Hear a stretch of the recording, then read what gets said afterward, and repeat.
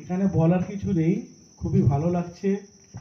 ভালো এমন লাগছে, আমরা আজ এখানে এসেছি, আমরা আজ নারী শক্তির আশীর্বাদ গ্রহণ করতে এসেছি। আমরা কি করব আপনাদের জন্য বলুন তো? উনি আমাদেরকে এই সেবা করার মৌকা দিয়েছেন, এটার জন্য উনাকে ধন্যবাদ। Thank you. নমস্কার। প্রথমেই এখানকার আশীর্বাদ সার্ভিস সোসাইটির যিনি কর্ণধার, তিনি যে আমাদেরকে সুযোগ করে দিয়েছেন, এবং এডিএম সাহেবকে তো বিশেষভাবে আমরা কৃতজ্ঞতা জানাবো, এবং পীযূষবাবু যেভাবে আমাদেরকে সাহায্য করেছেন, তাদের আমাদেরকে যে সেবা করার জন্য সুযোগ করেছেন, এর জন্য আমাদের ক্লাব এবং হসপিটাল কর্তৃপক্ষ কৃতজ্ঞ এবং ধন্যবাদ জানাচ্ছি।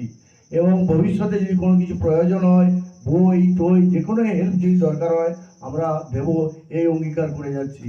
আর কিছু বলার নেই। আমরা কি বলবো, ওরা ভালো হোক, ভালোভাবে পড়াশোনা করে রেজাল্ট করুক, এটাই আমাদের কাছে সবচেয়ে প্রাপ্তিযোগ্য। এই বলে আমি আমার বক্তব্য শেষ।